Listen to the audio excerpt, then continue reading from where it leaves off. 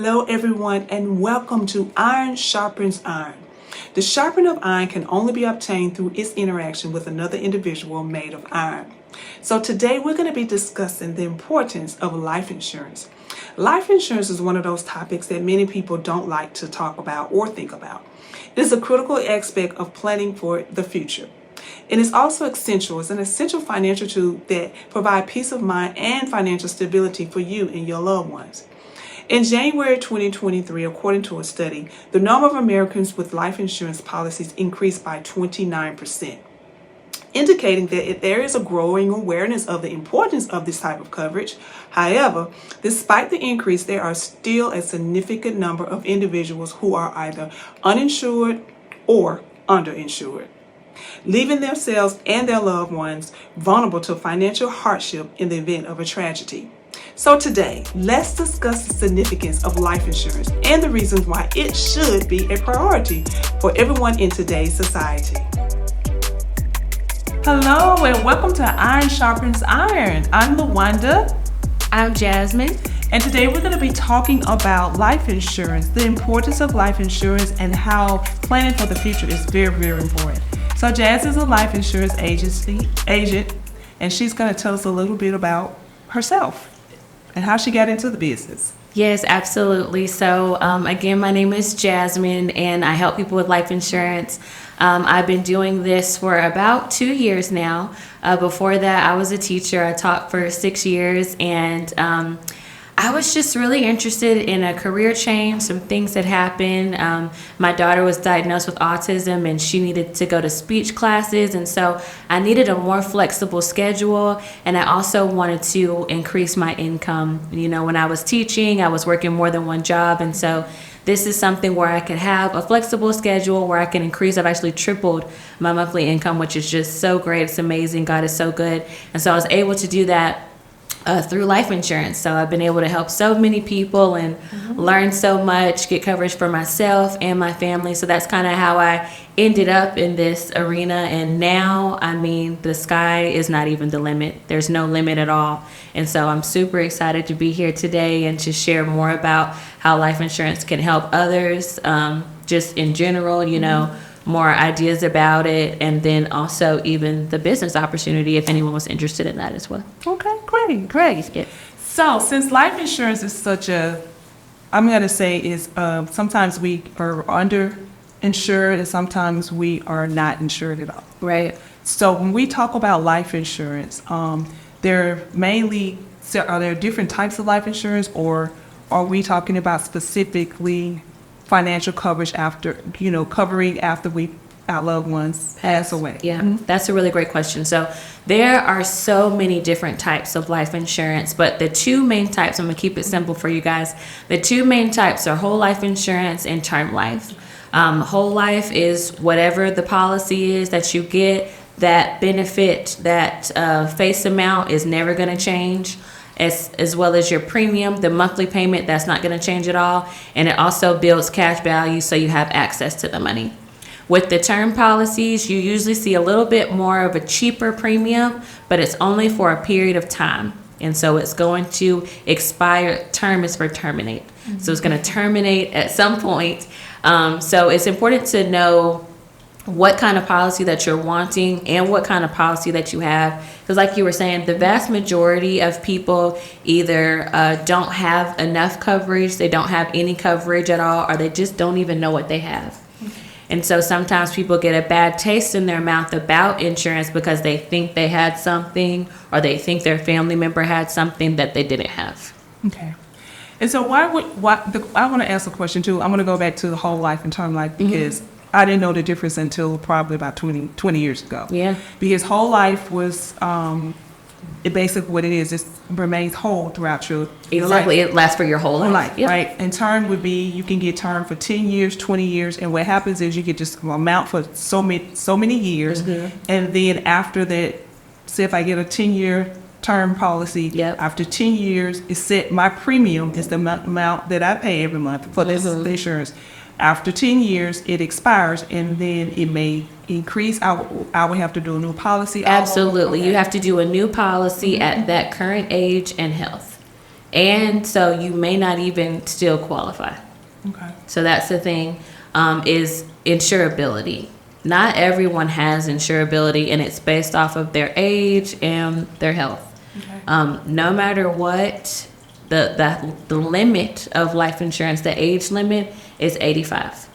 So people cannot get insurance after 85. There are some companies, very little, that will insure to 89, but you have got to be completely healthy. And that's just not really realistic at that age. Right. Right. So I'll say, no matter what, 89, I mean, you could say 89, but it's just really, it's tough to get someone between 85 and 89 a policy. So really 85 is like the cutoff for insurance. Okay. Because, sometimes I see these commercials on television, too, that say offer term life with no physical and so forth. So that's probably the high premium rate, of course. Well, so if there was a term policy, so there's so many things that go into it. If there's a term policy with no medical exam, there's going to be some sort of a catch. I know a lot of people, if you've kind of been searching, there are policies that have a 2-year waiting period before they go into effect. Okay. So if you see something like that, if it's a term policy, if it's a cheap premium, you want to look at the waiting period, and if it goes into effect immediately, how long the term is. A lot of times people are like, I want $500,000 and I want to pay $25 a month. And so, but you got to really think about that. If you get a $500,000 house and you're paying $25 a month for it, how, you think you're probably gonna have some problems with that house. Exactly. Some things aren't gonna be what you thought, what I'm saying. And so it's like that with insurance too. You're gonna get what you pay for. Okay. That's good to know. That's a good thing. Yeah. So, in the current state of the country, in society today, what would you say the current state of insurance is? And what I mean by that is, I was thinking about statistically during, I think it was 2023, in 2023's past year, the increase, the coverage of increase went up to like 63%. I think that's what I read. Yeah. And then, of course, we had a decrease prior to COVID. So we had an increase after COVID. Right. And then it's continually going up since 2023. I'm sorry, I just said it went up to 63%. But there's still a lot of people who are not covered. Yep. What do you think the state of, or why is that? Why are people not? I think that people think that they don't need it. Okay. They think that it's only for burial. And so people kind of just, until they have to deal with paying for someone's funeral without them having enough money, they really don't see the importance, And I mean, honestly, with any type of insurance, we don't want to pay. I don't want to pay it. If it wasn't like a law that I had to have car insurance, I might just kind of roll around, So I understand, wanting to just kind of push the envelope and get to the point where it's like, all right, I'm 70 and I'm going to get this now because I didn't skate it for a long time. So I get it, but. And that's important to be able to get the coverage while you're younger, especially because of the medical exam that we have to have. Absolutely. And knowing that, because the younger you are, the healthier you are, and the older you are, the more. Absolutely. More just the sicknesses. And like you were saying, like with COVID, you never know what's even around the riverbed, like what's going to even happen. If we knew the future, that would just be ideal, but we just don't. We don't know when there's going to be a pandemic. We don't know if a sickness is going to come, if an accident is going to happen. So you just want to go ahead and have it taken care of and be prepared. Right. Which is important because you don't want to leave your family with that burden or that responsibility to worry about how to bury you. Absolutely. And come up, because that's how we have the GoFundMe's, because people haven't taken the responsibility. And it's more to it too. When a person passes away, their bills and their debt, their medical bills, their car note, their apartment. You'll even see, I just signed a new lease recently, and it says like, death does not get you out of this lease. Oh. So your next of kin is responsible for your it's not just your funeral. Oh, wow. Yeah. And so that's, people think, if I die, all this stuff. No, your bills don't die. Your debt doesn't die. It goes to your next of kin. Oh, wow. So it becomes a bigger burden than just, $10,000, $15,000 to bury me. Now we're talking about you put your family in debt because you had credit card bills, a car note, this and that, and you didn't have anything to cover it. Okay.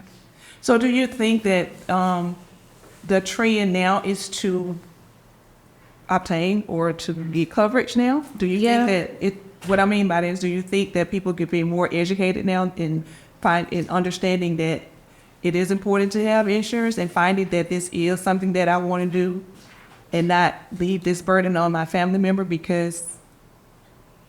Yeah. Just because, I do think that people are becoming more educated. Okay. Platforms like this, you know, social media is a really great tool to helping educate people. There's so many younger people that I've met that just didn't know or didn't have any idea, and I've been able to help them and educate them. I think now, you know, people, I'm 31, so we're kind of moving into the age of like, we're the adults now. we're like learning, you know, how to, you know, take our place in society. And so I think, you know, listening to other people, we're starting to take things a bit more seriously. And it is because, like I said, things are going out of order. We've seen so many things happen. Right. You know, bills are high, life be life, and this stuff is not a joke here. So I think people are starting to really realize, like, okay, I need to get my things in order. I need to get things together, which is really great. It is good. It's really good. And I know, I don't know if different industries encourage their employees to, you know, to obtain life insurance, because I know most educators, when they're starting their job, I think they have people come out to the jobs and tell them about it, yeah. About insurance. I don't know, because you're a former teacher, so. Yes. And so, yeah, a lot of companies do have benefits, because the thing is that the companies will partner with the life insurance company, so that's what, because it's kind of like a tax write-off for them. So it benefits everybody, really. Okay. It benefits the workers, it benefits the company and the insurance company to work together. But I would say, I'm glad you brought that up. I would encourage people to have a policy outside of their job too. Okay. And the reason I would encourage that is because normally 9 times out of 10, the owner of the policy with your job is your boss. You don't own that policy. Okay. And you want to always be the owner. If it's coming down to your life insurance and something that's going to pay out for your family, you want to be the owner of your own policy. Because again, we just don't know what could happen. We could get sick and not work, you know, not be able to work the job anymore, or leave the job, you know. Okay. And then you don't have that policy anymore. Is that a little different? Because I'm thinking about rider policies. Are you familiar with those rider policies? Okay, so what's the difference between a rider policy, or just explain, what is a rider policy? Yeah. Like, well, so are you talking about like a child riding on the policy? Yeah, it's like a... Yes. Okay, so like a rider would be when someone, so say you have a policy yourself, and then I know you have your son. If you were to have put your son on your policy, he could ride for probably like maybe $5 or less, ride on the face amount of your policy with you. Okay. But you would need to be the owner of that policy, and then, you know, be able to add him as the rider. But with the child rider, the child can only ride until they're 25 years old. That's okay. So after that, they need to get their own policy. So let me say this. I'm trying to think about how I want to ask this. Yeah. So would you advise that child getting their own individual policy versus them riding on my policy? Because if I'm paying in premium and they live past 25 years old, right? Then I've not paid into exactly. Yes. So I would encourage, if you have the money to get a whole life policy for yourself and a whole life policy for your children, that's going to be the best thing to do. As at your current age and health, and at their current age and health, everybody needs their own individual policy. Because you can get, for an 18-year-old, you could get them $100,000 policy for $50 or less, you know. A child can get $100,000 policy for, you know, just really cheap. The big amounts that people be wanting, you can get it cheap, but you've got to get it while they're young. That's going to be the best thing to do. But what happens is not everyone is able to afford a whole life policy for everybody, and that's understandable. Right. So then that's when we have the riders. Okay. So if you need your child, so we want your child to at least have something till 25, then nothing ever. Okay. So if you can't afford, you know, this the actual individual policy for your child, I would rather you do the child rider. Same thing with if you can't afford a whole life policy, I would rather you have a term policy than not have anything at all. Okay.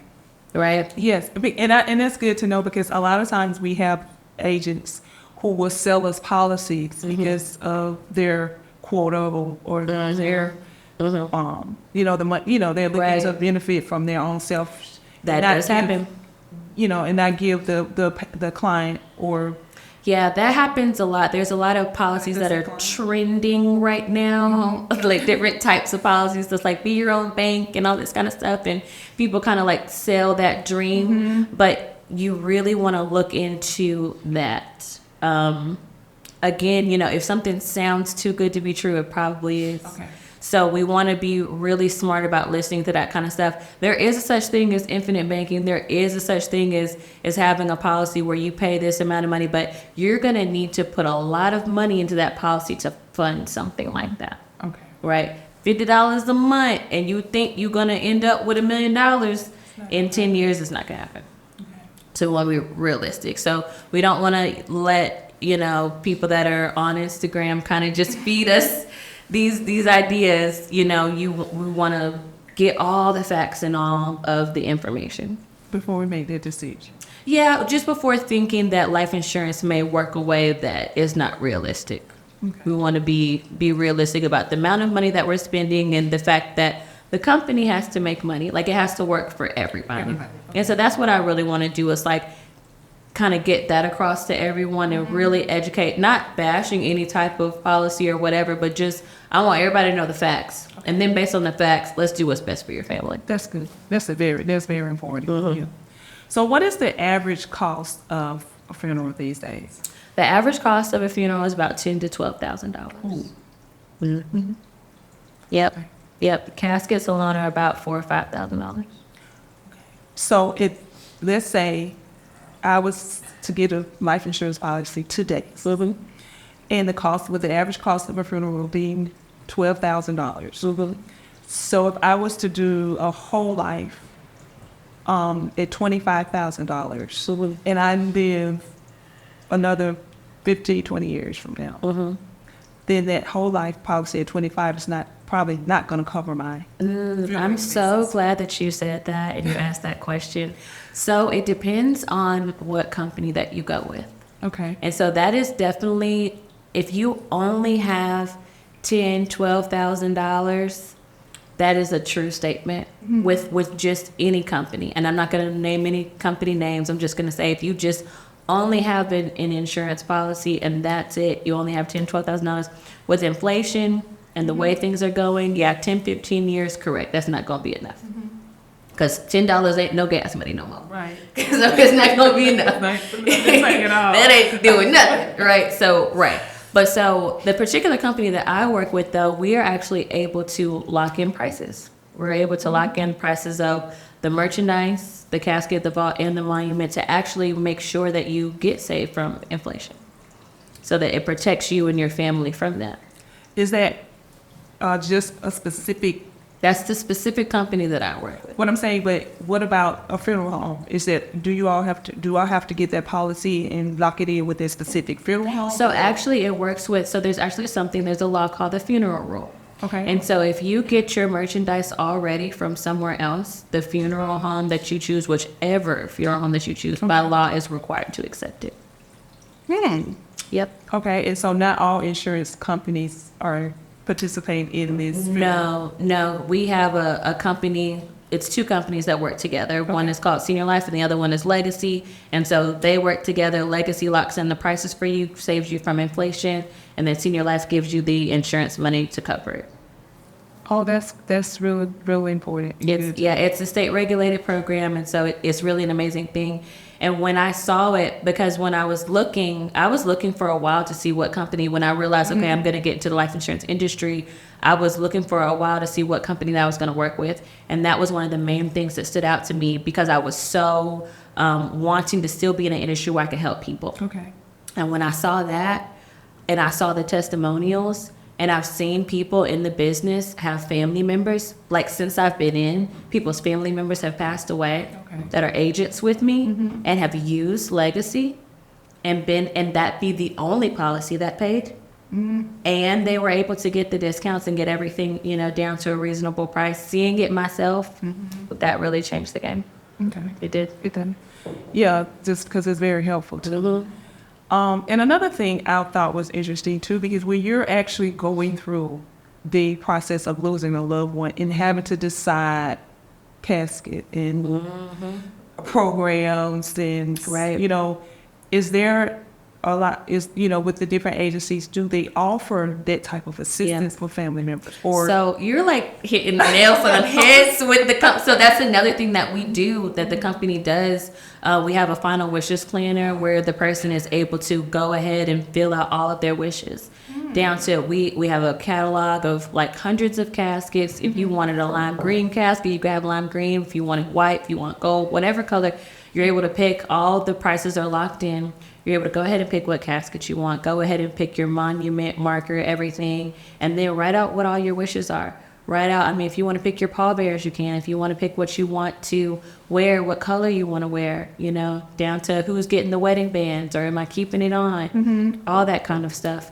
We have all of that laid out already to really give peace of mind. yes, because it's a very hard subject to discuss, and my dad will always say one thing about life: you're going to be born. We're born, of course, and we're going to die. Yeah. And so I think a lot of times we don't want to really discuss that. We talk about it, but it's something that we need to talk about and discuss, because the thing about leaving that burden to the person that, to your family is really hard. Absolutely. And I get it, because of course, we don't know the time of the day, the time, the hour, but it's still something that we definitely should be preparing for. Absolutely. Just because it's inevitable. Well, now, if someone could tell me that it wasn't, then I would be, I would say, okay. But we know that this is going to happen. And so it's just a matter of when. Right. So because of that, we've got to make sure that we have the necessary plans in place. And there are so many other things that you can do, too, with the life insurance. Big, huge companies like Disney, Disney World was built with a life insurance policy. See, that's what I want to talk about, too. Yeah. So it's like, I could create a business. It's like a legacy, too. Yes. It's generational wealth. It's a legacy. It's those buzzwords that we hear all the time, but it's like we hear it, and there's other cultures that are taking advantage of it, but it's like we've got to as well. We've really got to. And so there's so much. We need to have another information session about just like what all you can do and how you can get into that kind of stuff, how you can get into building some wealth for real, how you can get into using your life insurance policies as assets that count towards your net worth. Like, you can really get into more than just a burial. Yeah, because I know this. I just know this. Even I have a whole life policy, and several years back, I was able to get the interest off of that cash money. Yeah. No taxes. Right. So, and I got it a long time ago and didn't know that was available to the agent. Told me that I did have that available. So, absolutely. And then I was also informed that you can borrow money on that. From your face amount. And it's money that if you want to pay it back, you can, so that your face amount can go back to what it was. Or if you don't, it's okay. Yeah. So it's a thing that doesn't have any penalties. If you get a CD or a Roth IRA or something, you try to pull from it, they're going to tax you. Right. There are going to be penalties. And then you got to put it back. Yeah. So it's, life insurance is a really great tool. And I'm so interested in helping people learn more about how to use it as a tool, rather than just thinking the only thing we're going to pay for is this funeral. Right. Exactly. You can put your kids through college with the life insurance policy if you want to, because children can be insured as of 30 days old. Now that's I didn't know that. Yes. So you can insure a 30-day-old child, and that policy can begin building cash value. So by the time they're 18, you could give them not only their policy as a gift, but the cash value. Which probably could pay for college or something. That's what I'm saying. So you want to buy your child a car, you want to put them through college, get them a life insurance policy. Pay $20 a month. And then they still have a big policy that they only paying $20 a month for the, so turn it over to them. You know, let them start paying it when they become of age, but It's there. it's there. It's there. Like that should be part. We need to start thinking about this like as part of the responsibility, like ahead of time. I want people to stop waiting until we're 65 and we retire from our job, and now we don't have that term policy anymore, and now I'm just looking for $10,000 to bury me. Exactly. Let's go ahead and do this ahead of time. That's true. And then too, I was thinking about this. You're right, because I was thinking about a previous policy I had. That's how I knew about the premium increase. So when I got the term policy, and then I think it was 15 whatever years, and then they had to rewrite the policy, and I was not able to get You're not able to get the same amount of coverage. nor the premium. Yep. And then the thing is, it becomes unaffordable. Right. And that can happen a lot too when people are like, oh, I have this term policy through my job, but when you retire, it can convert to a whole life policy. Well, it will be $400 a month. Right. And that's not, I don't know, I'm not checking y'all's pockets, but I don't want to pay that. so, you know, you want to go ahead and get it done and lock something in that you own for yourself that's affordable now. Right. And that's one of the things that one of the consequences of not being insured. Right. Okay. What are some more consequences of not having insurance? Really just, it's the leaving the burden behind to your family. Like we talked about, it's more than just the funeral that they have to pay for. Right. So you really want to think about like what all you're leaving behind. And I mean, it's your name, it's your reputation. People want to celebrate you and your life, not think about the messed up situation that you left them in. Right. And it even says in the Bible, there's a Bible verse that says, a good man leaves an inheritance to his grandchildren. Not even talking about his children, but his grandchildren. So God has put this in the Bible that it's our responsibility to leave this inheritance behind to our family. Right. That's part of it. That's part of what we're supposed to do. And so I think that we really need to do a better job of taking care of our responsibilities. That's true. That's true. But when you said the Bible, I thought about Naomi. When her husband passed and her sons passed, and then so you're right. We definitely need to start thinking about that. Absolutely. So we want to encourage everyone to start thinking about and evaluating their coverage, their life insurance coverage. Yep. And can you provide some resources? Yeah, I would say me. I'm a resource. But if you can't get in touch with me, definitely reach out to someone as far as if you already have like a life insurance agent that you trust. You want to do a policy review. Okay. You want to be doing an annual policy review. Okay. You really want to be on top of things. You want to be on top of your finances, your money, just like you're looking at your bank account. You want to look at this policy. You want to be in touch with your life insurance agent on a regular basis, and you want to be making sure that you know what you have, you know where the policy is, your beneficiaries know, what the plans are. Absolutely. Okay. This is part of your portfolio of finances and assets. And so you want to be on top of that. Right, and you want to know what that policy is and exactly. You want it right. And if it's going to increase, because people, they'll have a term policy and then not know this premium is getting ready to increase. You got to be on top of that. You got to know. We don't want to get hit with a $400 bill all of a sudden because we weren't paying attention. Right? So we've got to know, what's going on with our policy. So I encourage a policy review, an annual policy review. And again, I'm in the Birmingham area, but and that's something that I do for free, do policy reviews. Yeah, just to let people know, regardless of, them getting anything else or whatever, the main thing is you got to know what you have. Right. You got to know what you have and make sure, because I tell you, I've met with countless people and I'll show them, oh, this is accidental death only. And they'll be like, what? And I'll tell them, yeah, this $50,000 was only going to pay out if something happened to you in an accident. Oh, wow. Or I've sat down with people and they have a waiting period and didn't even know it was a 2-year waiting period. Thought they had first day coverage. That's unfortunate. Yeah. So it's really important for you to get someone that you can trust to look over your policy and explain to you what it means and what you do have. Because all life insurance is not created equal. Unfortunately. Unfortunately, it's not. But fortunately, you got folks like me that'll help you out. So that's We good. appreciate it. Absolutely. Thank you so much. You're so welcome. Thank you for having me. This has been really great. I'm glad you enjoyed it. And I hope you all did too. We thank you for listening, and we would like for you to join us in our next session where we'll be discussing another iron sharpening iron topic. Good day. Absolutely.